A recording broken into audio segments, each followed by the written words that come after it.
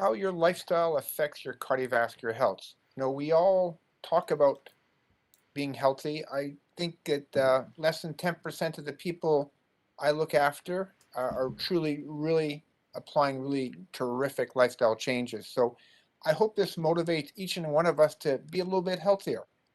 So I'm really excited about this presentation. I'll let the team look after things. I think Mustafa is talking first. Go ahead. Tell us what's happening.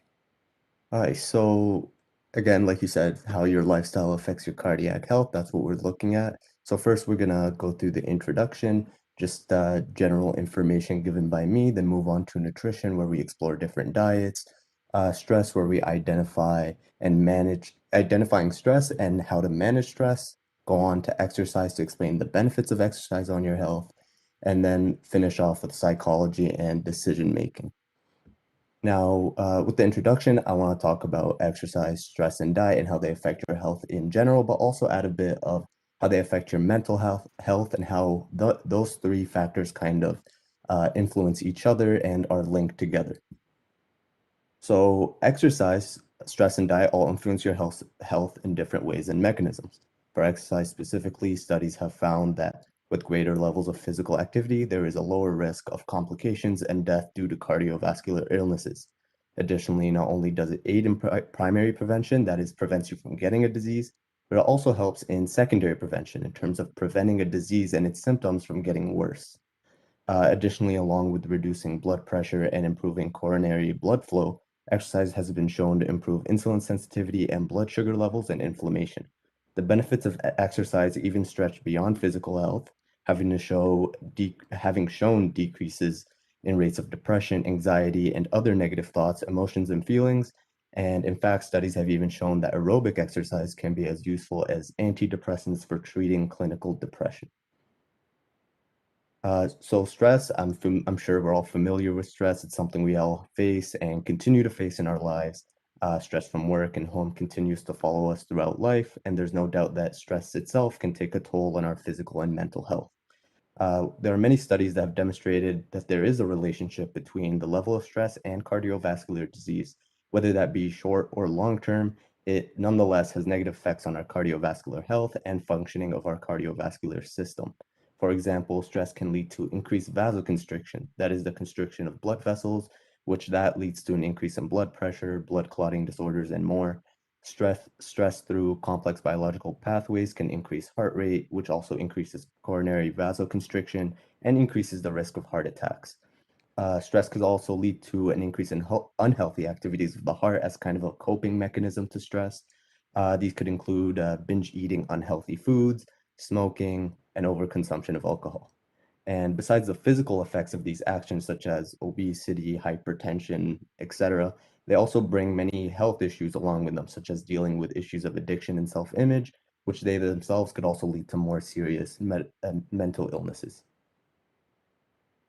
So diet is something that I'm sure we've all heard very stressed importantly that about our health. Diet always affects our health. There's always a way we could change our diet that it could influence our health in better or worse ways. So diet could also have is a major factor to harming or benefiting our cardiovascular health. With more consumption of unhealthy fats, added sugars, processed food, increased sodium consumption, and lower intake of healthy fruits, vegetables, fiber, fish, nuts, and whole grains in today's diet, there comes an increase in the risk of developing cardiovascular diseases. And this risk is even greater when combined with lack of exercise, smoking, and alcohol. Diet also seems to play a role in mental health, with some studies suggesting that consumption of fat can contribute to feelings of anxiety and depression. Also, eating healthier overall, along with losing weight, tends to not only improve your physical health, but improve self-image, which then improves one's mental health. Now, although we have just discussed exercise, stress, and diet as separate factors, they often interact together in bidirectional relationships, with a change in one influencing a change in another. The main links that I'll be focusing on is the one between stress and exercise and stress and diet. Now, before moving on to that, I do want to point out this diagram. This diagram you see is just a bunch of connected lines, but I really do like this diagram because it shows how stress, diet, and exercise are all closely connected more than we might think of at first glance.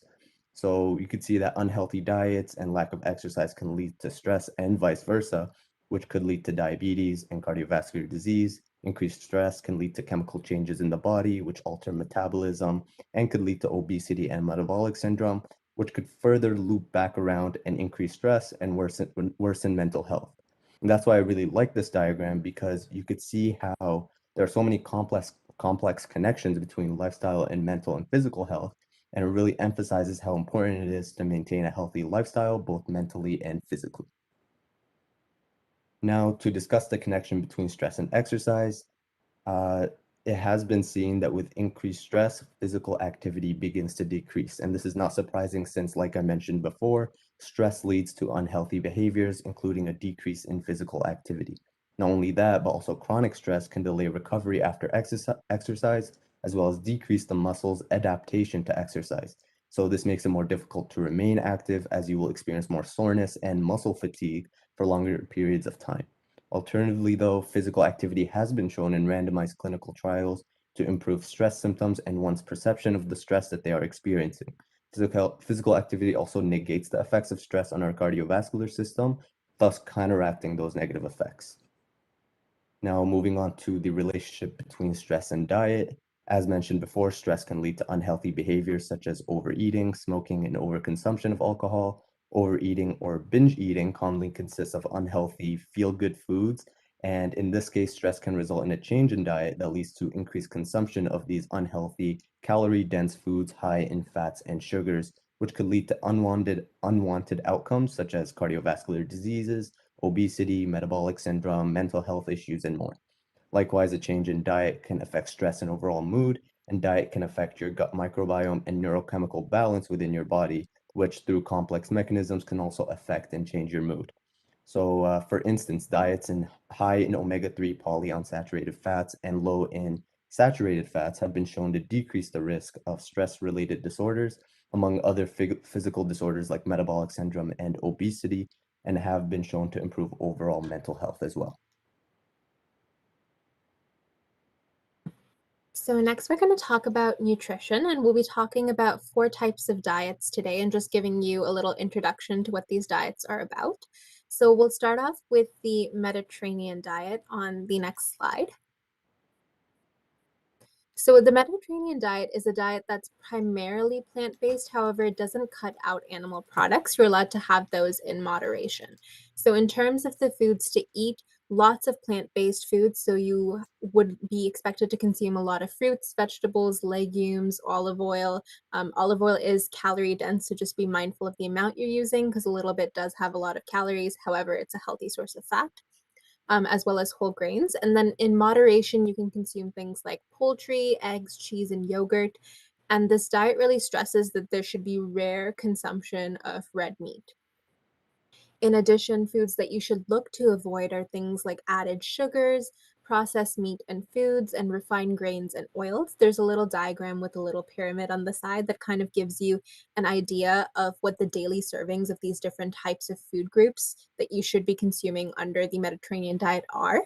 So the Mediterranean diet recommends about 7 to 10 servings of fruits and vegetables a day, and it suggests that you get a lot of your fat content from unsaturated fat sources. And this primarily comes from things like nuts or olive oil or small servings of fatty fish. And it does encourage a moderate consumption of animal products. So it's a great type of middle ground diet if you're not ready to go completely plant based, but kind of want to reap the benefits of a well structured diet. So, with that being said, what does the research say? Well, Just the backtrack main one diet. Go Mhm. back with that. One of the things is that you mentioned diets. Now, one of the things is that we're gonna hear about things like potassium content of food, and we're gonna hear about salt substitutes a little bit later and what to do about this. So, I want people to think about how much salt is in their diet. So, one of the biggest sources of salt for many people is obviously processed food. Bread has a lot of salt in there, so just sort of think about that as well. And if one of the things you want to do is get rid of the salt and replace it with potassium, either a potassium supplement or more even better is potassium in real food. So that's basically vegetables, fruits and vegetables. So when you say lots of fruits and vegetables, that's actually rich in potassium, which turns out to be a very, very healthy food. You want to avoid the processed foods, as you mentioned, a lot of the meat products as well. So we'll keep it in the back of our minds. You're going to hear a little bit. You're going to hear some things at the end that are just game changers. So thanks a lot, Aditi. And by the way, Aditi is one of the best cooks I know, the healthiest, explain things. She does her cooking programs on Sundays, once a month or so, and it's fantastic. And I wish more of you had the opportunity to work with her. So thank you for all of you done. I'll be quiet. Thank you. So back to the research. Thank you for those comments, Dr. Kearney, and we'll definitely get into more research studies that talk about that in the upcoming slides. So for the Mediterranean diet specifically, PREDIMED is the big study that was done on the Mediterranean diet, and it looked at two versions of the Mediterranean diet, one where the unsaturated fat was primarily from nuts, and then one where the fat source was primarily from extra virgin olive oil, so cold-pressed extra virgin olive oil.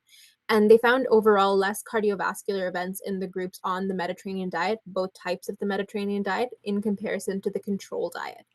And they had several follow-up studies on this PREDIMED cohort, and the risk of combined myocardial infarction or heart attack, stroke, and cardiovascular disease was 28 to 31% lower with the Mediterranean diet. The 31% lower was actually in the olive oil group, but it's a pretty close comparison for nuts versus olive oil. So a good idea to include both of those in moderation. Furthermore, just before I forget, the controlled diet was a heart and stroke, low-fat diet. So it wasn't a bad diet. It was a really good diet.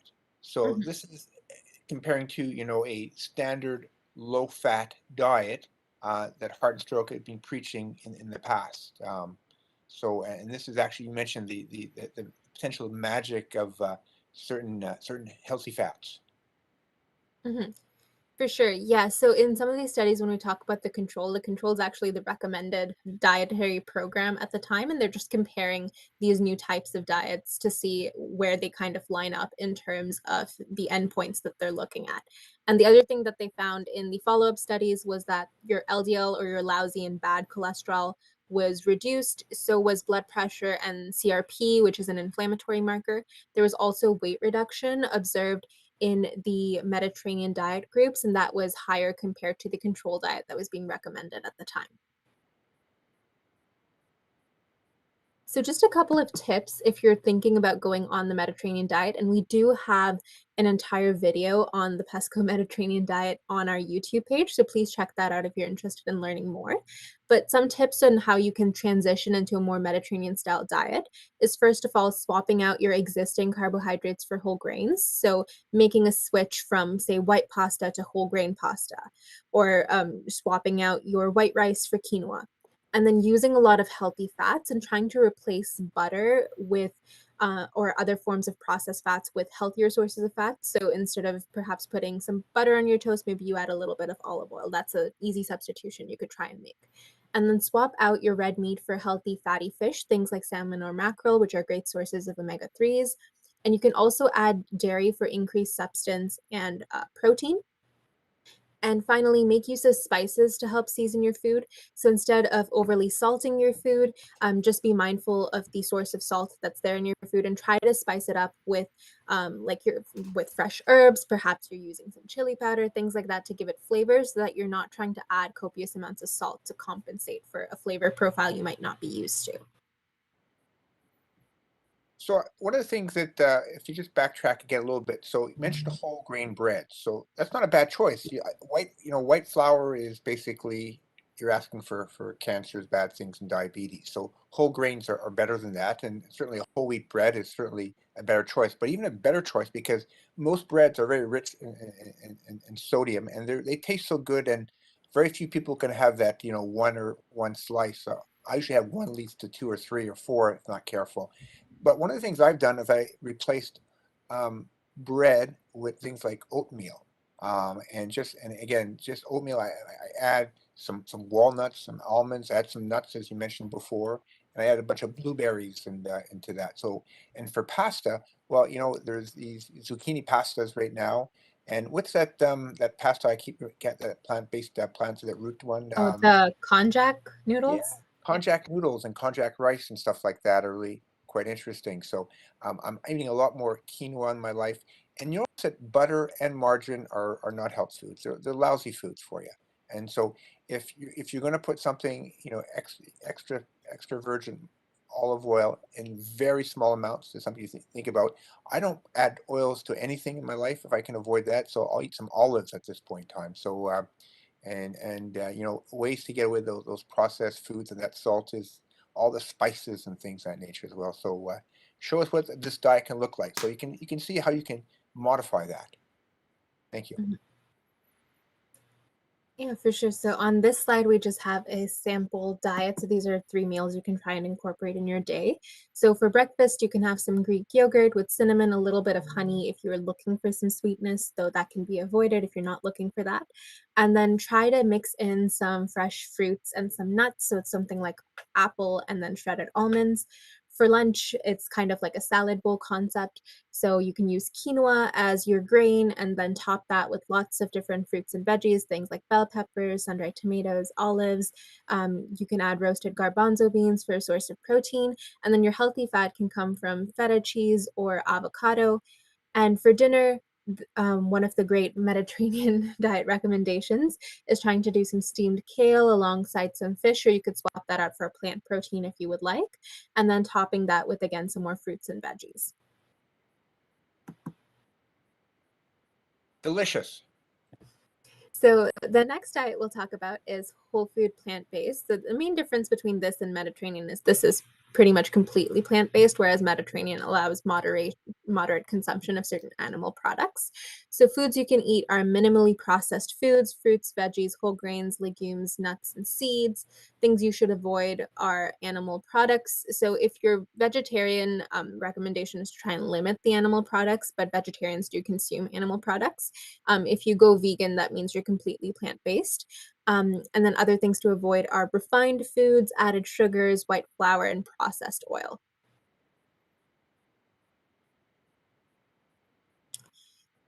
So, Backtrack one try. Mhm.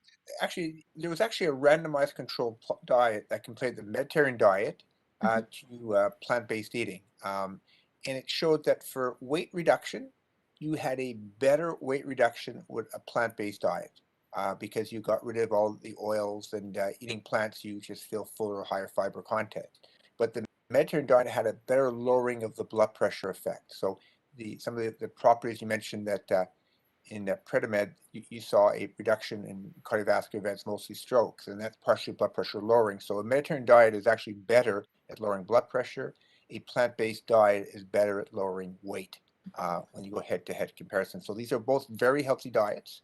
And for me, I'm trying to lose weight most of the time, so more plants and a modified Mediterranean diet myself is that just limited amounts of nuts, and instead of olive oil myself, I'll just eat a few olives. Um, and I do eat a little bit of fish as well right now. Go ahead.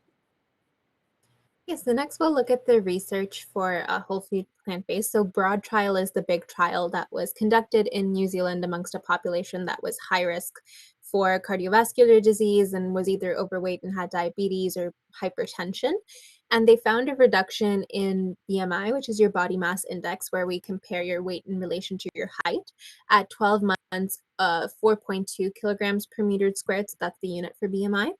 A reduction in cholesterol by 0.5 millimoles per liter at the 12-month point, and your hemoglobin A1C, which is a marker we look at for your blood sugar, which is a 3-month average, that was also reduced by 5 millimoles per mole at the 12-month point.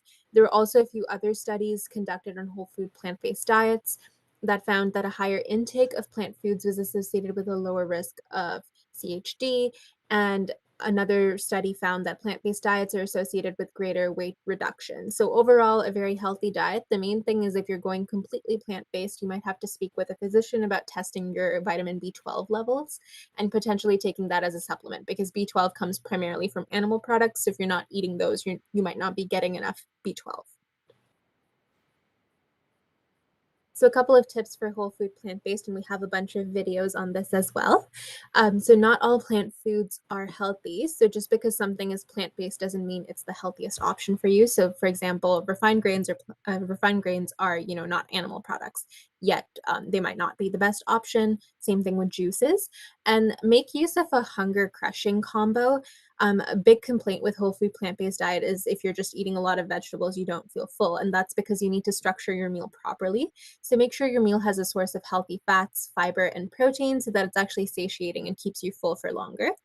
Gradually transition into this diet if you were previously a big meat eater by cutting down your consumption. So a great way to do that is to introduce 2 to 3 meatless meals a week or meatless days a week and focusing on slowly adding more and more meatless meals.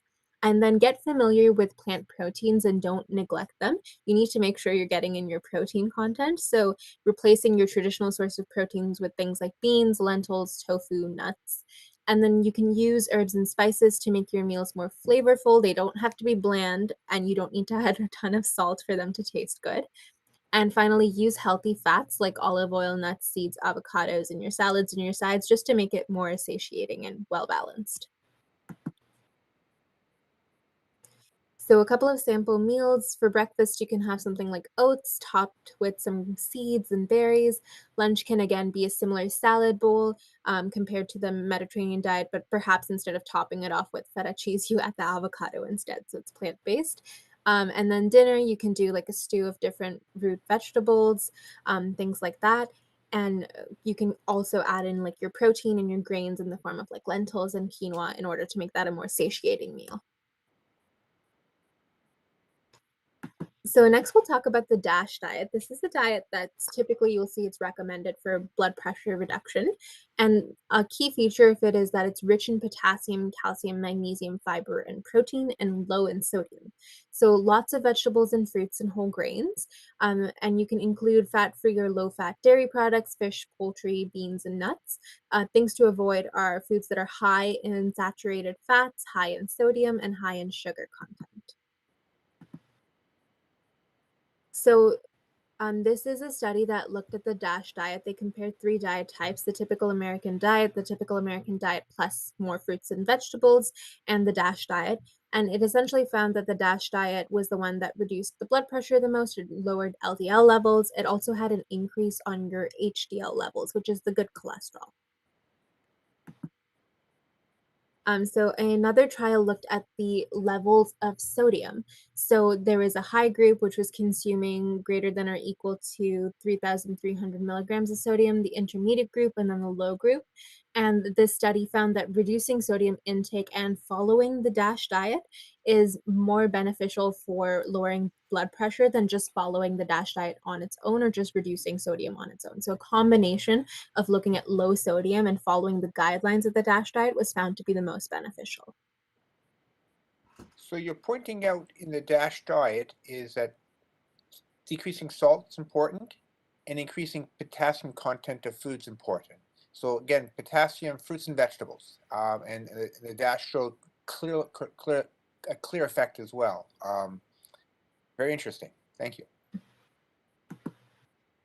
So I'll just briefly go over a sample for the DASH diet before we get into some more research. So breakfast, you can do like a whole wheat bread, or you can substitute that with oatmeal with some nut butter. Lunch, again, can be salad-based, and you can kind of swap out the protein and the fruits and veggies that you're using in that. And then finally, one dinner recipe we found was herb-crusted baked cod. And you could serve that around alongside some brown rice or another grain of your choice, along with a lot of fresh steamed veggies.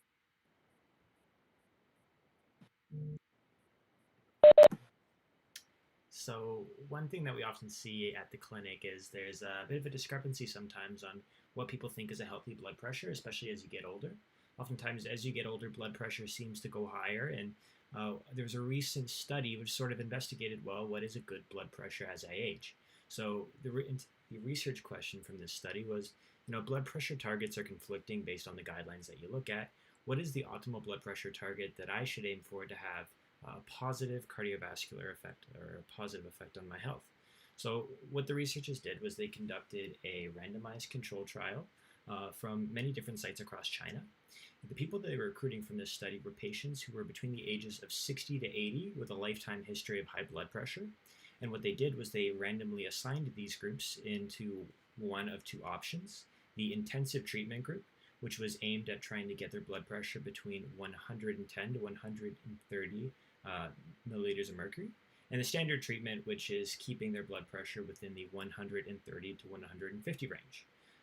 Next slide, please. So here's sort of a pictorial representation of all the different centers across China that they were looking at. And again, they were trying to see whether decreasing blood pressure to the 110 to 130 range would have a positive cardiovascular effect on the participants' health. And they followed these patients for an average of 3.7 years to get a good sense of what some of the long-term effects were. Next slide, please. So what they noticed between the two groups was, with the standard treatment intervention and this intensive treatment, that there was an average difference of about 10 milliliters of mercury between the intensive group and the standard treatment group. You can see that the intensive group had a mean average of about 125.6. And so that's quite a significant number. And what kind of positive impact does this have on the intensive treatment group's health? Well, we'll reveal that on the next slide.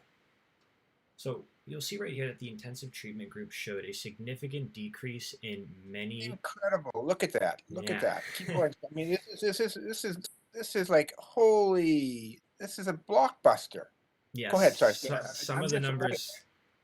Some When I of the saw this, numbers, I was just so I was so happy to see this. But go ahead, Stu. I'm sorry. I just want to just share this enthusiasm with everybody. Yeah, no, some of the numbers really do jump off the page. Like, it's, within the 30 to 73 range, reduction in risk of things like stroke, coronary syndrome, heart failure, a 28% reduction in major adverse cardiovascular events, and a 28% reduction in all-cause mortality, or actually mortality related to cardiovascular events. So you'll see right here that blood pressure, we often think, well, blood pressure is important, but is it really going to have a significant impact on my overall heart health? Well, this study very clearly indicates that as you age, lowering your blood pressure within the 110 to 130 range is really, really crucial to promoting long-term cardiovascular health. So in conclusion, the target here was that 110 to 130 as an average range is strongly recommended, especially as you age, to promote positive cardiovascular events, both in the short term and, as you can see here, in the long term, as this was a study that was done over several years. So just to go back once. So this is tremendous. As you get older, almost every Canadian, or 90% of Canadians, will develop hypertension in one's lifetime. When people say my blood pressure is always good, measure it. And I think you people are being very foolish not to measure their blood pressures on a regular basis over their lifetime. Here is what 10 millimeters of blood pressure lowering did in older people. It decreased cardiovascular mortality by 20 to 30%. It reduced stroke by a third. It prevented heart disease by a third, and prevented or delayed heart failure by 70%. That's for 10 millimeters of blood pressure lowering. So I'll remind people is that the best systolic blood pressure from observational data is around 110 systolic. Now this trial compared roughly 125 to 135 as a mean blood pressure, and so this is tremendous. And so my plea to everybody, it's the blood pressure over your lifetime that's important, not the blood pressure, the best blood pressure, not the blood pressure at the doctor's office. I think every one of us should be measuring blood pressure about 3 times a week in a proper, relaxed way. Look at all the videos we talked about this. So if you don't get a blood pressure machine, you're increasing your risk of heart failure by 70%, by stroke by a third, and heart disease by a third. So if that's what you want to do with your life, terrific. I want to live longer. As long and as healthy as I possibly can. So thank you for sharing that, Stuart. Oh, thank you. And on the next slide, we'll talk a little bit more about something that we all know raises blood pressure, and that is, of course, sodium, salt, how much is in the food that you're consuming. Aditi described so elegantly that there are many different diets that you can be healthy, and one of them is the DASH diet, which is focused around reducing your salt intake. And this was actually a recent study through the European Society of Cardiology, which was looking at salt substitutes. So what exactly is a salt substitute? Well, it's something that you use as a substitute for the typical 100% salt that you normally have in your diet. So what these researchers were actually interested in looking at was whether a salt substitute, which used 75% regular salt and 25% potassium chloride, would actually reduce the risk of cardiovascular events. That was the question. So again, this was a randomized trial where they recruited villagers from rural parts of China, over 20,000 villagers in this study. And these were individuals who had a history of either stroke or were of the age of 65 or greater, with a history of hypertension or elevated blood pressure. And very similar to the last one, they were assigned to two separate categories, either the salt substitute or just the regular salt in their diet. And what they did was they investigated these people, and they followed these people for nearly 5 years to see the long-term impact it had on their health. And on the next slide, we'll talk a little bit more about what they found. Oh, so this is actually the setup right here, just to very pictorially see that there was about 300 villages which were given the salt substitute diet, and there were over 300 villages that were actually given the regular salt, and they followed them for over the course of 5 years to see the long-term effect it had on their health. Next slide, please. So, very interestingly, you'll see right here that the results were quite significant. The rates of stroke, the rates of having an adverse cardiovascular event, the rate of premature death, all of it decreased significantly with the salt substitute. As you can see right here, there was a 14% reduction in the risk of stroke over the course of 5 years with the salt substitute. On the next slide, you'll see that there was actually a 13% reduction in the risk of having an adverse major cardiovascular event. And while we didn't show the picture here, there was also a 12% reduction in risk of having all-cause death or premature death. The most notable thing here as well is we often think, well, potassium, too much potassium is not a good thing. There's such thing as hyperkalemia, which is essentially potassium poisoning. And so you might be wondering, well, would this lead to potassium poisoning? Well, on the next slide, you'll see that the research actually found no elevated risk of hyperkalemia in this study as well. So from all intents and purposes, this was a safe study where salt substitutes were an effective way of reducing cardiovascular risk. So what does this mean? What's the takeaway? On the next slide, I'll let you know. The main takeaway here is that light or low sodium, as some people like to call it, salt, is a simple, cost-effective thing that you can purchase at the store, which can significantly reduce your risk of adverse events. And you don't just have to get it through things like salt substitutes, but you can also get it through your diet as well, focusing on plant-based eating, things that are rich in potassium naturally. These are many different ways where you can try to reduce your salt intake and increase your potassium intake to promote good heart health. And the main takeaway here is trying to reduce as much salt as you can, whether through an actual salt substitute or through a diet, is really going to have a positive impact on your health, both short-term and in the long term as well. So if you just backtrack one slide here, backtrack one more, and one more, back up one track here. So what it showed is that a small reduction in stroke, about 13%. Now, there's two things that took place in this trial. You replaced or you decreased salt, and you also increased potassium.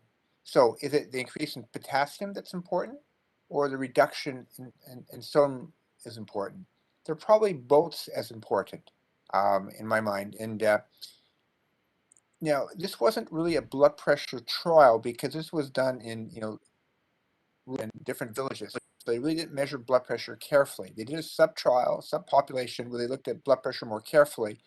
And that translates about a 2 to 3 millimeter reduction in blood pressure that took place. So there was a small reduction in blood pressure by just replacing salt with a salt substitute that was rich in potassium.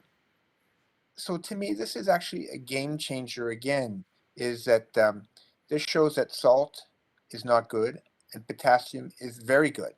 I would advocate for people is to, Didi showed a nice slide about spices and things of that nature. So get some nice spiciness in your diet. Learn how to eat without salt in your diet. If you want, get a salt substitute.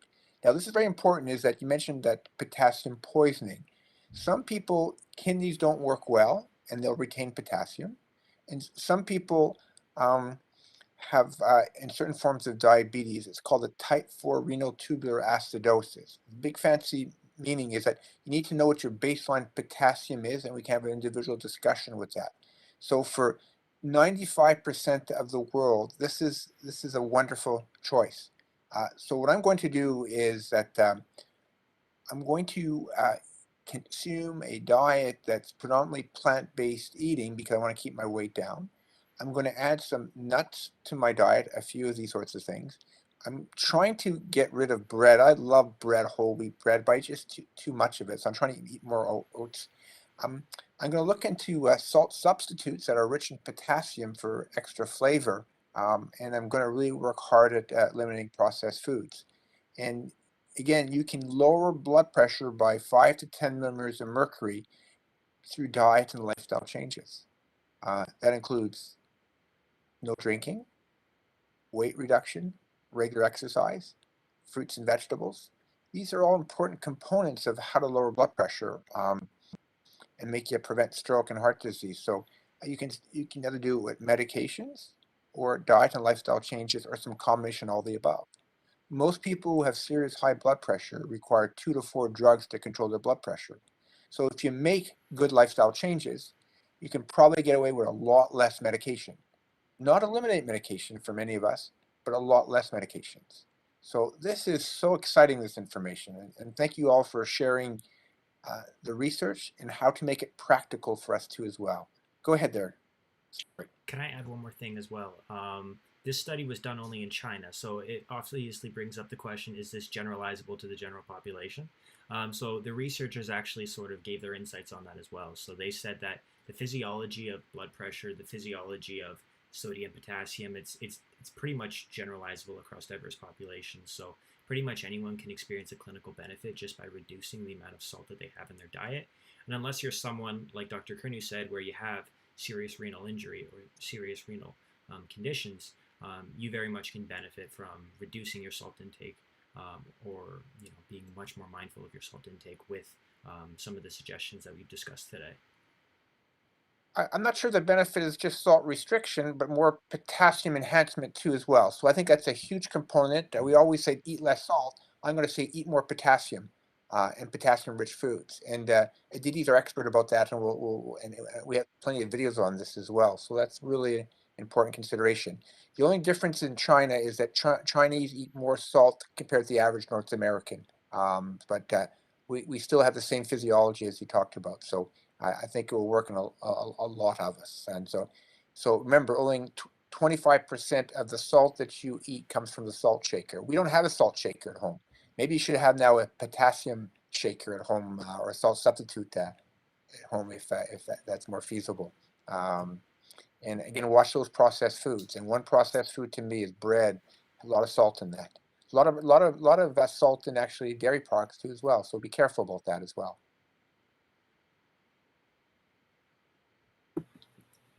So thank you for that discussion of all the research on the sodium and potassium. We're just going to briefly talk about the keto diet as another form of diet that might be appealing to you. The keto diet is one of the better ones if you're looking for like a significant weight loss.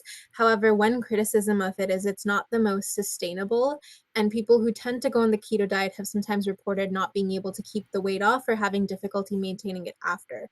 So while you can include some elements of this diet, just be really mindful if you're going full keto, and it's probably a good idea to work alongside an expert in this field, probably like a dietitian or someone who's very familiar with the diet, just so that it's more sustainable for you.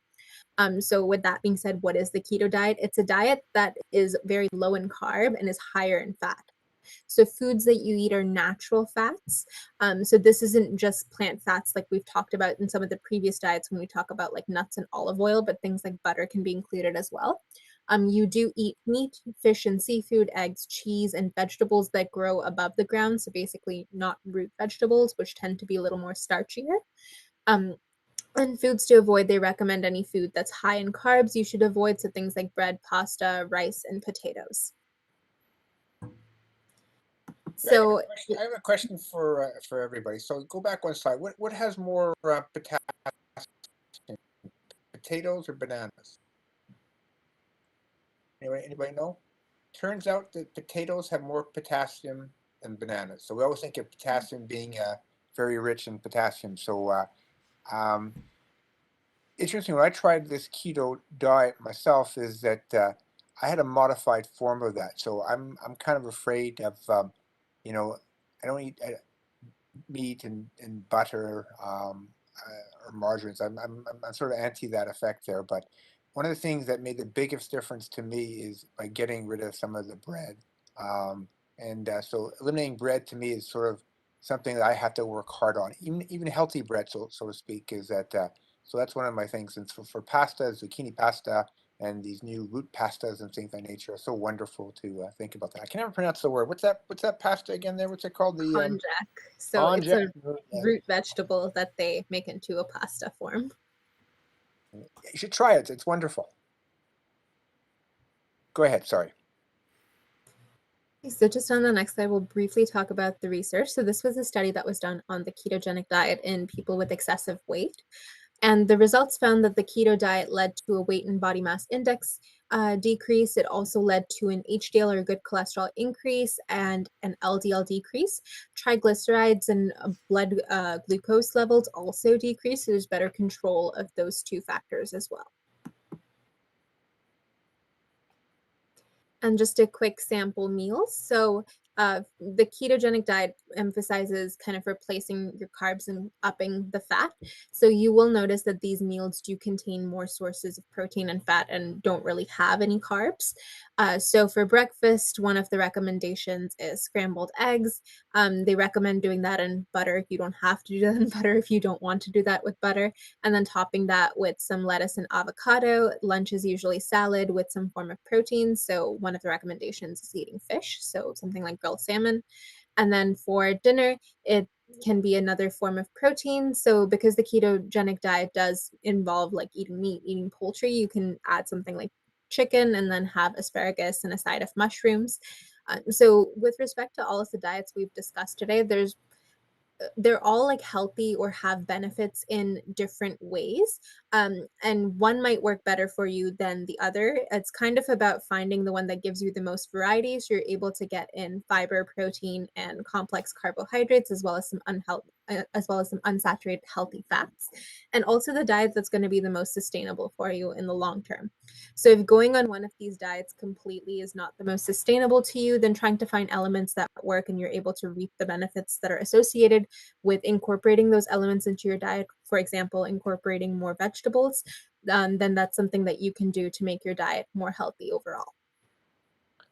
I love your words of wisdom. So to me is that I think I love Star Trek, and when you fight Star Trek, you have to rotate your phases when you fight the Borg. To lose weight, to be healthy, I think we have to try. We get bored, we want different things. So you can use all these diets in different cycles, and I've tried them all, and I'll keep trying them all in different varieties of that, and so wonderful. But just choose healthy forms of it when you do. So if you're going to go on a high fat, low carbohydrate diet, which I think is a wonderful diet, we can do it healthier. So you mentioned things like nuts and olive oil. That's where that plays into to play. So eggs are may not be a bad choice for you for that period of time. More fish and chicken and things of that nature. I'm trying to avoid beef and high fat dairy products myself. And well, I love cheese. Cheese is just not a good healthy food, and butter and margarines are just lousy foods to start off with. So there's so many things you can explore in this area. So thank you for sharing that. So certainly one of the pillars to health is proper eating, proper nutrition, and Aditi and others have done so much, and Steffi and others and Zoya have done so many wonderful videos on these. So please explore them all and try all of them at your leisure.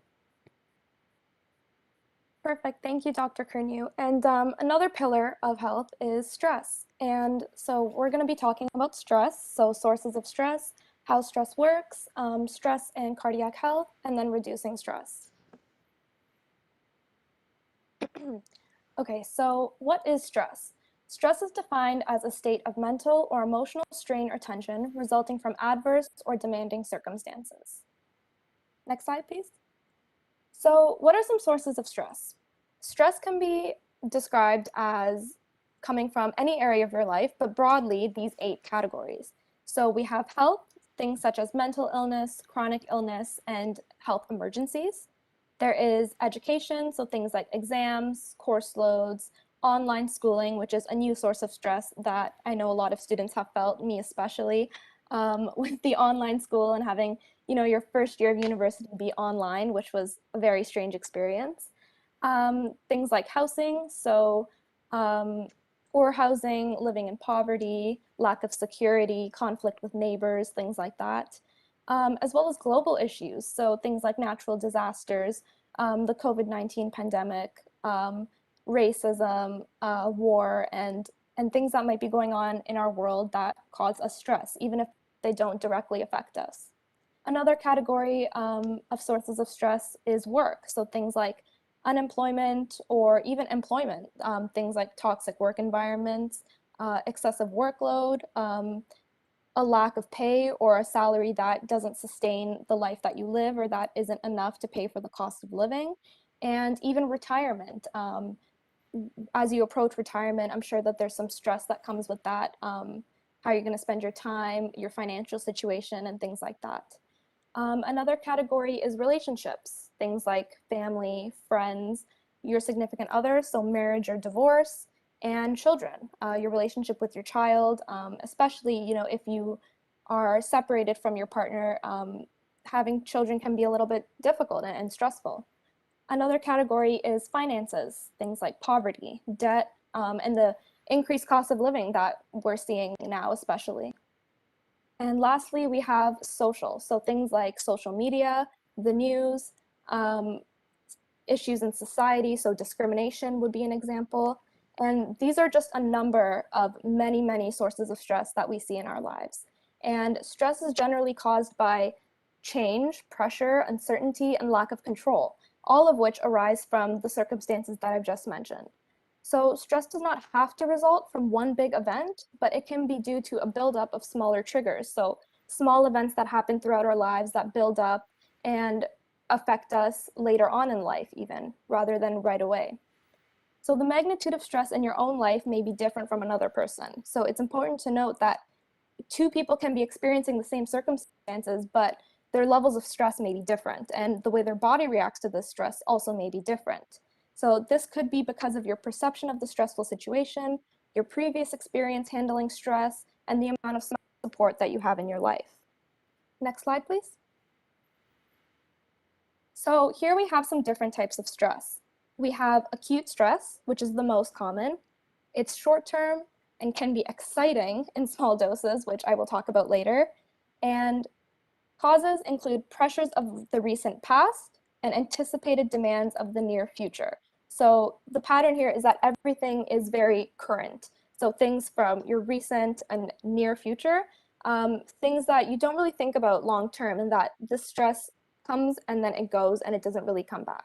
So an example of this would be stress associated with rushing to meet a deadline. So this could be a school assignment or a work project, and the deadline is rapidly approaching, you're stressed out, but then once you meet that deadline, that stress subsides. Episodic acute stress is frequently occurring acute stress. So the cause is 1, you take on too much, 2, you can't organize the slew of self-inflicted demands and pressures, and the symptoms of this type of stress include migraines, persistent headaches, chest pain, and hypertension. So this type of stress may require professional treatment in order to bring those stress levels down and improve your health.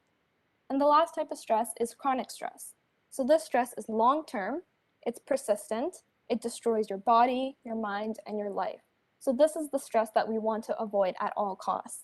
Causes of this stress include unrelenting demands for interminable periods of time, and it can be caused by traumatic childhood experiences. And so we see a really strong tie-in here with mental health and how your childhood trauma affects your future and your adult self and your physical health. So this type of stress definitely requires professional treatment, and as difficult as it is, this is something that you should talk to your doctor about.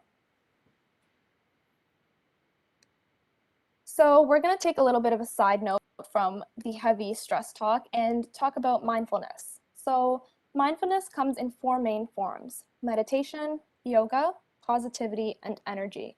So these 4 practices are good to do daily, and these practices will help relieve your stress, decrease your stress levels, and improve your health, especially your mental health. So meditation involves achieving clarity and calmness. Yoga involves focusing on your body movements and your breathing. Positivity involves engaging in positive thoughts and self-talk. And then energy involves being in tune with your mind, body, and soul, so the more spiritual side of things. Another good daily practice relating to mindfulness is to keep a journal. So this journal is where you can unload your thoughts, feelings, and goals for the day. If you do this every morning, it can help lighten your mind and reduce your stress for the day that is to come. So back to the good stress and bad stress. I mentioned before that acute stress can be exciting in small doses. So this is what we refer to as eustress. So good stress, or eustress, refers to positive stress that involves excitement and motivation. This stress is short-term, and it improves your overall functioning. An example of this stress would be getting married or going on vacation. So as stressful as both of these things are, and the fact that they involve planning, running around, and worrying over small details, at the end, they're very exciting, they're motivating, and you feel a heavy amount of satisfaction once you board your plane or walk down the aisle. On the other hand, distress is the type of stress that we don't like to have in our lives. It's negative stress, it involves fear, and it impairs your functioning. This type of stress can either be short-term or long-term. And examples of distress include getting a divorce or losing a job. In other words, stress should be temporary. Whether it's acute, eustress, or distress, it should be temporary. And when it's not, that's when many health and personal issues begin to arise. Next slide. So here is a list of some signs and symptoms of stress. So in terms of short-term signs and symptoms, we have irritability, anxiety, racing thoughts, anhedonia, which is described as a loss of pleasure or interest in things that you previously found enjoyable and pleasurable, feelings of depression, feelings of dread, headaches, stomach aches, chest pain, difficulties with sleep, such as insomnia, changes in your sexual drive or function, restlessness, fatigue, muscle aches, increased heart rate and blood pressure, so hypertension. And for long term, we have some more serious issues such as ulcers, cardiovascular issues such as stroke, obesity, psychological issues, for example, eating disorders, substance misuse, social withdrawal, and gastrointestinal issues, for example, Crohn's disease. So one thing I want to mention on the last slide, please, would be to invest in a blood pressure machine. And this is something that we have talked about in many videos and that Dr. Kernew has stressed tremendously, is that monitoring your blood pressure can also not only give you a sense of your physical health, but also your mental health and your stress levels. So if you take your blood pressure reading one day and you notice that it's higher than normal, evaluate your current circumstances and the situations that have happened during the week and think to yourself, am I more stressed out than usual? And if the answer is yes, then it would be a good idea to consider some of the practices that I've mentioned for mindfulness and some of the ones that I'll mention later on about reducing your stress levels. So now I want to talk about stress and your heart. So stress impacts your heart in many different ways. For one, stress can lead to decreased cardiac blood flow, which results in ischemia. So ischemia is a lack of blood and oxygen in your body. Another way stress can affect your heart is through an increased risk of blood clots. So this, in turn, increases your risk of stroke. And lastly, stress directly leads to high blood pressure, which I had just mentioned before. One additional thing is that stress leads to a chain of events where your brain's amygdala sends a signal to your bone marrow to produce more white blood cells, and these are your defensive blood cells. So as a result, your arteries become inflamed, and this increases your risk of heart attacks, angina, and stroke. So now I want to talk about cortisol. So when we feel like we're in danger or we're very stressed, the hypothalamus in your brain, at the base of your brainstem, reacts to this feeling. It sends a signal to your adrenal gland to release hormones. The main stress hormone is called cortisol. So cortisol's main function is to raise the amount of glucose in your body's blood, helping the brain to use this sugar more effectively. As a result, your body can repair tissues, stop non-essential body functions, dampen your reproductive system, and alter your immune response. So this allows for management in high stress situations. However, frequent surges of cortisol can cause things like weight gain, hypertension, sleep issues, type 2 diabetes, and osteoporosis. The next hormone is adrenaline. So adrenaline induces the flight or fight response, which increases blood pressure and heart rate in response to stress or anxiety. However, when stress becomes chronic, so lasting long periods of time, the output of adrenaline is more constant and less periodic. So this means that your high heart rate and blood pressure are also continuously increased. As we know, high blood pressure has many negative impacts on cardiovascular health. Things such as heart attack, stroke, and also other symptoms unrelated to directly cardiovascular issues such as headaches, anxiety, insomnia. Next, I want to talk about how stress indirectly affects your heart. So stress can indirectly affect cardiovascular health by increasing the risk and the presence of unhealthy behaviors and stress responses. So this includes smoking, which when you're stressed and you're currently a smoker, or even if you haven't smoked before, you might find yourself craving a cigarette or reaching for a cigarette and smoking more than usual just to relieve some of your tension. You also might find yourself going for fast food and foods that are high in salt, high in refined carbs, and high in fat. Things such as a burger, which might be easy to grab on the way home when you're feeling stressed and don't feel like cooking. Which brings you to the next one, which is inactivity. When you're stressed, you don't really feel like moving around. You want to maybe sit in bed and mull over the stressful situation, or continuously loop worry thoughts in your head. But this increase in inactivity has a lot of detrimental effects, such as obesity, such as poor diet, which makes full circle. And another thing is an increase in poor sleep. And as we know, sleep is one of the most crucial things for our health. And when you're stressed, you have trouble falling asleep, staying asleep, and waking up in the mornings. And this is not good for your body's overall function. So lastly, I want to go over some tips for stress management.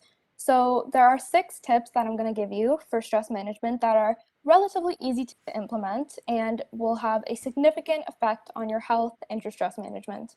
So the first one is exercise. So we recommend that you get at least 30 minutes of physical activity per day.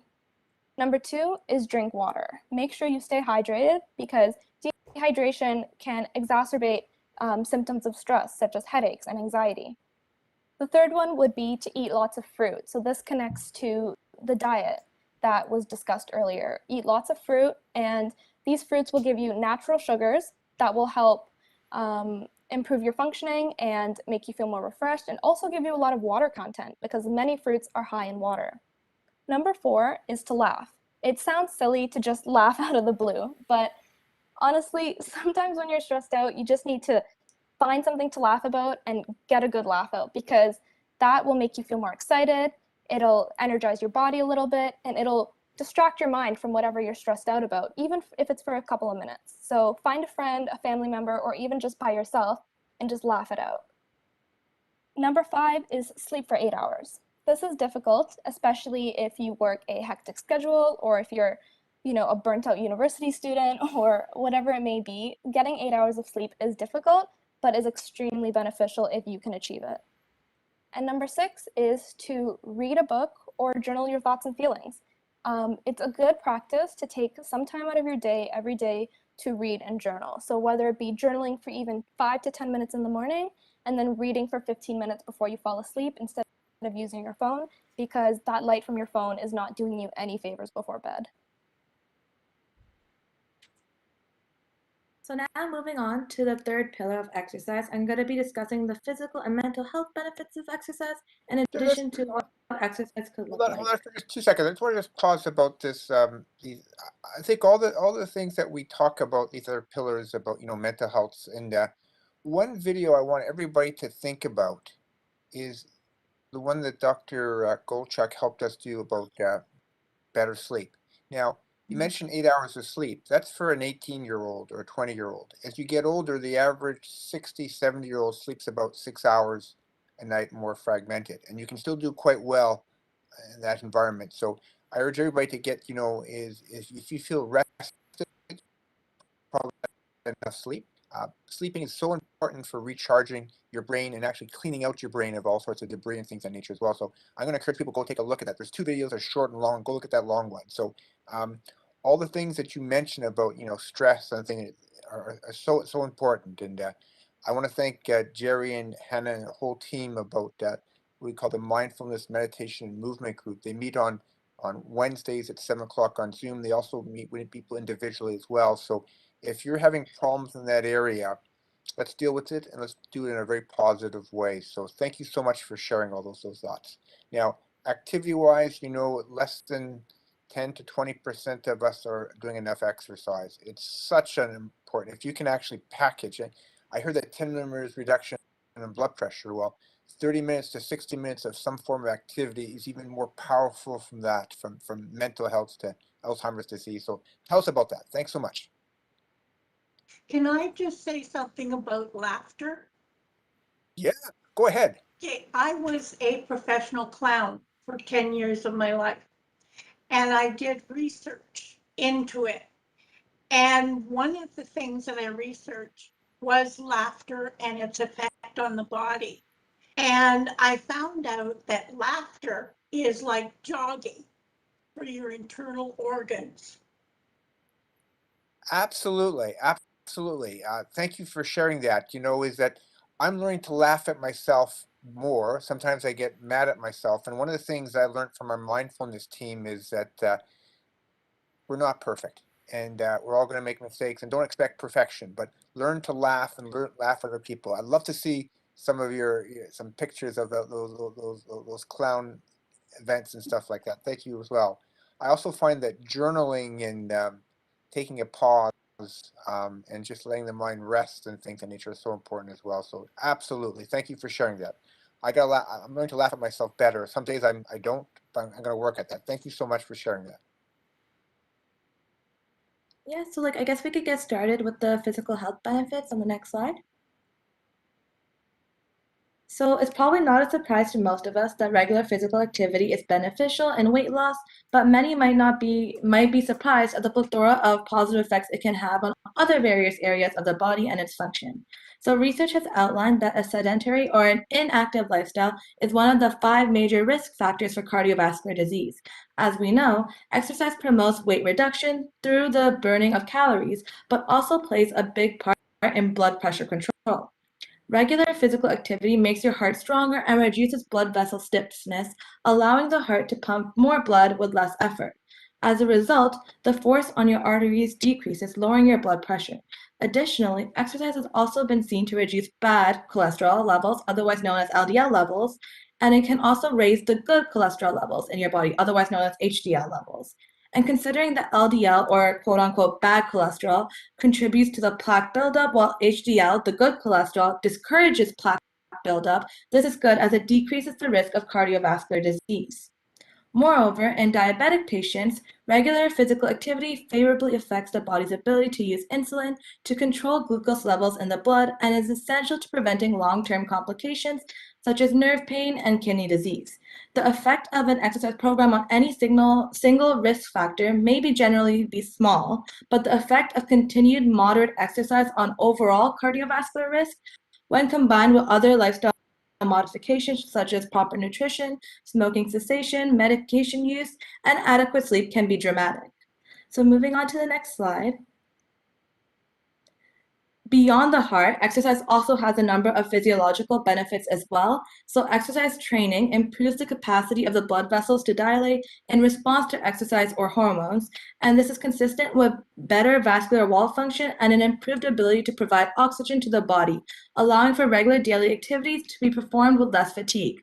Additionally, doing aerobic, muscle strengthening, and bone strengthening physical activity at a moderately intense level can slow the loss of bone density and improve bone health.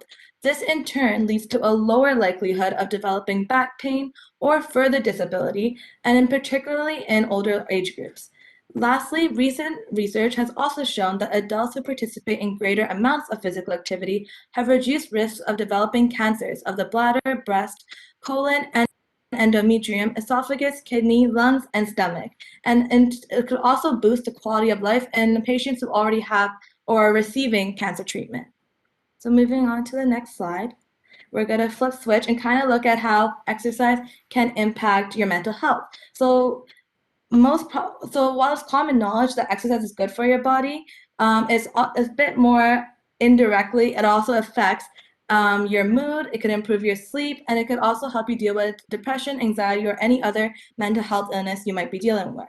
Exercising regularly tends to give people an enormous sense of well-being. It makes you feel more energetic throughout the day. It could help you sleep better at night, have sharper memories, feel more relaxed and positive throughout the day as well. And it can actually be a powerful tool for many common mental health challenges. So moving on to the next slide. In terms of depression and anxiety, exercise has been seen to have many benefits. Studies show that exercise can treat mild to moderate depression as effectively as antidepressant medication, but without the side effects that are involved with this medication. In fact, a recent study found that running for 15 minutes a day or walking for an hour reduces the risk and relapse of major depression by 26%. So why might this be? Well, exercise promotes all kinds of changes in the brain, including neuronal growth, reduced inflammation, and new activity patterns that work toward promoting feelings of calmness and well-being. It also releases endorphins, which are powerful chemicals in your brain that energize your spirits and make you feel good. In terms of helping with anxiety, it can also serve as a distraction, allowing for you to find some quiet time to break out of the cycle of negative thoughts that feed this condition. Anything that gets you moving can help, but you'll get a bigger benefit if you pay attention instead of zoning out. For example, try to notice the sensation of your feet hitting the ground, or the rhythm of your breathing, or the feeling of the wind on your skin. By adding this mindfulness element, you'll not only improve the physical condition faster, but you may also be able to interrupt the flow of constant worries running through your head. So moving on to the next slide. Even if you don't fight against a mental health illness, regular exercise can improve your overall mental health. So one way that it can do this is by helping you have a sharper memory and thinking. So the same endorphins that make you feel better also help you concentrate and feel mentally sharp for tasks at hand. And the way it does this is because exercise stimulates the growth of new brain cells and helps prevent age-related decline. It can also help form a higher self-esteem, as it fosters a sense of self-worth. It can make you feel strong and powerful, and you'll feel better about your appearance, in addition to the fact that you might be meeting small exercise goals, which can provide a sense of achievement. It can also help you form better sleep patterns, and a way to do this is that if you prefer to exercise at night, relaxing exercise such as yoga or gentle stretching can help promote sleep. It can also give you more energy throughout the day, as increasing your heart rate several times a week will give you more of a get up and go vibe, I guess. And then in addition to that, it can also build up a stronger resilience to any conditions or challenges that come up in life. So exercise can help cope in a healthier way instead of resorting to alcohol, drugs, or other negative behaviors that ultimately only make the symptoms worse. So regular exercise can also help, in addition to this, boost your immune system and reduce the impact of stress. So moving on to the next slide, what does exercise look like? So 30 minutes of moderate exercise 5 times a week is typically enough. This 30-minute period doesn't necessarily even need to be consecutive. It can be broken up into 2 15-minute periods throughout the day, or even 3 10-minute periods throughout the day. Also, research shows that moderate levels of exercise are best for most people. And by moderate, we mean that you breathe a little heavier than normal, but not technically out of breath. For example, you should be able to chat with your walking partner, but not easily sing a song. Your body should also feel warmer as you move, but not overheated or very sweaty. So some examples of this could be walking, jogging, or running, biking, swimming, following yoga videos, or even following along to workout videos that you find online. Moving on to the next section.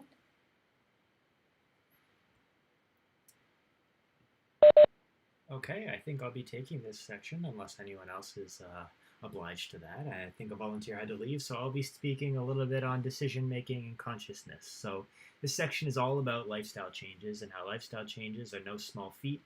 It's important to recognize they take time, they take strength, they take dedication. In the process, there's always going to be a decision versus a decision. So it's important to understand what exactly is happening when you're making a decision and the different ways to make a decision in the first place. Next slide, please. So to put it simply, the brain makes choices based on mental shortcuts developed over time. There are different types of decision making, for example, maximizing versus satisficing. There's fast versus slow thinking, short-term gratification versus long-term gratification, just to name a few. So maximizing decision making involves waiting for perfect conditions in order to minimize the risk, and satisficing decision making involves settling for an outcome that is, well, good enough. Fast decision making occurs when put in familiar situations based on life experiences that you've already had, and what's worked for you and what hasn't. And slow decision making occurs when people have the time to weigh the pros and the cons and eventually come to a decision that they know works best for them after they've weighed all the possible options. Next slide. So people also aim for different goals. Short-term gratification versus long-term gratification, or certainties versus risks. So do you aim for a better outcome now or in the future? Do you go for the decision that's guaranteed to benefit you, or the decision that will most likely fulfill all your needs? Decision making that favors certainties entails guaranteed benefits, essentially relinquishing the chance for an optimal, more beneficial outcome. Now, if I was someone who was more impatient, I would tend towards looking for decisions that result in less rewarding outcomes for the sake of having it done faster. So there are many different options for when it comes to decision making, and different circumstances come with different decisions. So it's important to sort of understand that there are different ways that we all make decisions, and practicing mindfulness or trying to be aware of how we come to the decisions that we make is one step in the right direction of, hopefully being able to reflect on how we can implement things like exercise, diet, exercise, mindfulness, all these things into our life a little bit better. Next slide. So now all these different options can definitely be overwhelming, and I know I get a little confused trying to choose for myself. So it's important to understand factors such as risk tolerance, choice overload, missing or incomplete information, deadlines, emotional resources, which can really help us make informed decisions. These factors can put more stress on you and cloud your vision of what you believe to be right. So understand that our mental processes are influenced by our own life experiences, our own expectations, biases, emotions, memories. Sometimes critical thinking is trumped by intuition or that gut feeling that we have sometimes. And figuring out what you know and lack of what you don't know could be better than trusting your gut sometimes, as it could be more influenced by other factors. Good decision makers know when to act versus when to wait, and think about all the choices before making a rash decision. So even if you're a good decision maker or you make a good decision in general, you're still likely to feel guilty or bad about the choices you make and even blame yourself sometimes. However, in reality, you're going through choice overload. So the key to decision making relies on simplifying your decisions and not to dwell on the choices that you didn't take. Follow through on the decisions you make is essential. Panic, fear, lack of confidence is normal, and we're all going to experience it when we make decisions. And that's just part of the journey. But as you get better at practicing mindfulness and reflecting on the ways that you make decisions, it's important to keep your priorities straight, get some rest whenever you can, commit to your decisions, and view the ramifications as a healthy part of learning, and go from there. Next slide, please. So, nutrition, of course, plays a healthy role in all of our lives, and our relationship with food can, of course, vary. So, to be mindful of your nutrition, to be conscientious of what you're eating, I suggest the concept of mindful eating. Mindful eating is about developing awareness of your experiences, physical cues, and feelings about food. How do you practice mindful eating? Well, you take the following suggestions you see on the screen. Eat slowly and without distractions. Listen to your hunger cues and eat till you're full, not to overeat. Distinguish between what is actually hunger and what is non-hunger triggers, such as something emotional, for example. Engage senses through colors, smell, sound, textures, flavors, and really just take your time when you're eating to be mindful of all the different experiences that you're going through. Also, be kinder to yourself. Be conscious of when you're feeling guilty, when you're feeling anxious, and look for help when these feelings become a little bit too much. Eat with the goal of maintaining your well-being, fulfilling your body's need for food, and to maintain your overall health. And finally, appreciate your meals. Enjoy them for what you are. Enjoy the blessings that you have to be able to consume 3 meals a day. And these are just some of the different ways that you can practice mindfulness while eating. And for some people, this can be a really, really helpful way of trying to be kinder to themselves while on the journey towards achieving a healthier lifestyle. Next slide, please. So managing stress is one of the keys to living a healthy and fulfilling life as well. Getting a grasp of what these stressors are in your life and finding ways to sort of relieve these stresses is always going to be something that you want to continue to strive for to live a better life. So to be conscious of your stressors, first you need to identify the sources of stress, make a plan about how to reduce or reframe this stress into something positive, understand how you experience stress because it's different for everyone. What are some of the physical or emotional indicators of stress? And what are the natural ways that you usually cope with these stressors? Then develop healthy coping mechanisms such as exercise, meditate, call a friend or a family member, watch a funny YouTube video, whatever really gives you a sense of joy. Be mindful of whether or not these mechanisms are actually working for you, and continue to look for the ways that you can continue to develop new and exciting healthy coping mechanisms. Because I like what Dr. Kernu said earlier, sometimes you get bored of certain things that you're doing and you want to try new things. And that's certainly encouraged when you're trying to develop healthy coping mechanisms. And along that same line, approach with a different perspective. Research suggests that if you approach a situation as a challenge rather than a threat or something that you can't overcome, you don't trigger this stress response in your brain, which can have a devastating impact on your overall health. So trying to reframe the stress that you experience into something that's not the worst thing in the world, but rather just something that you have to go through on your route towards everyday life. These are all ways that you can help to manage your stress, short-term and long-term. And finally, exercise. So exercising consistently is argued as one of the hardest things to do. I go through my cycles as well, and most of us procrastinate till the very, very end, have a yo-yo relationship with the gym, and sometimes would simply rather watch Netflix and sit on the couch than exercise. However, taking steps to integrate exercise in more positive, healthy ways throughout your life can aid in making it a sustainable long-term habit. So be conscious of your exercise habits. Buddy up, go for a walk or a run with someone can oftentimes make it a lot easier to do on a consistent basis. Work out at home or at the convenience of a place that's comfortable for you and doesn't make you feel over anxious or self-conscious when you're exercising. Start off small, do little small things that you maybe aren't currently doing. Try out beginners classes at your local gym. Baby steps on the way towards achieving a bigger goal. If it works for you, you're always encouraged to seek a trainer or develop a healthy lifestyle plan with a trained professional. You can also be active while at your work or at your desk. Install a web extension to remind you to get up, take a quick walk during your lunch breaks. I recently spoke with a friend who told me that during the commercial breaks on television, they get up and walk around the house. Really, whatever works for you. And then finally, get some new workout gear. It's surprisingly motivating. I've done this as well semi-recently. Recently bought myself an exercise bike, and it's really fun. You can be on your phone while doing it, and it just makes the whole process a lot easier. So different strokes for different folks, and different things work for different people. So reflect on the things that would work for you, and don't be afraid to try new things. Next slide. And really that brings us to the end of today's presentation. So we hope you really enjoyed some of the things that we were able to share. We talked about a lot of different information, but the real takeaway here is, of course, practicing mindfulness, reflecting on what you're doing well, being kind to yourself, and trying new and exciting ways to improve every single day, regardless of who you are, what age you are, where you work, what your stress levels are.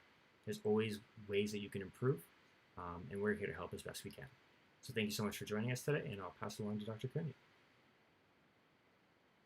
Wow, fantastic. I learned so much. I hope you did too. This is something that I hope people take the time to revisit this more than once.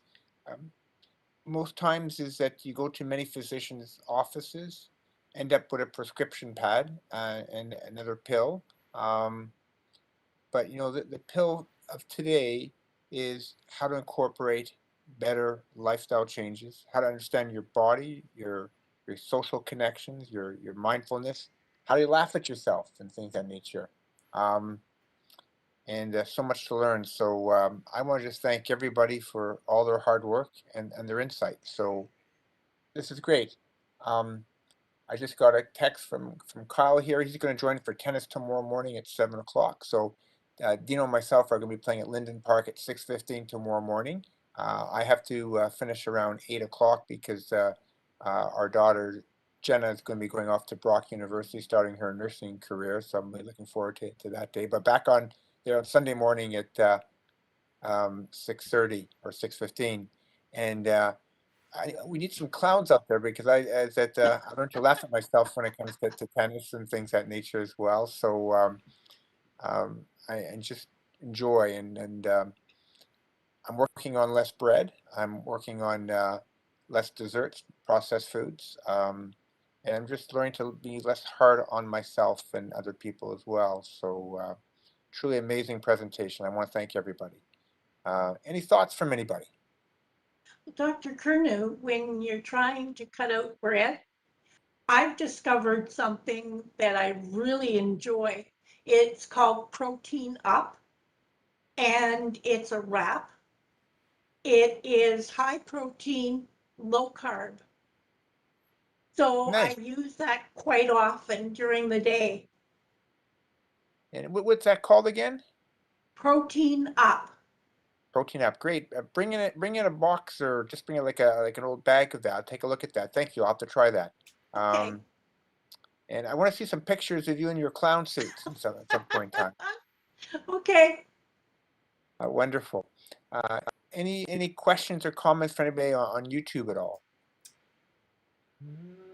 I don't think so, but I'll do a last check.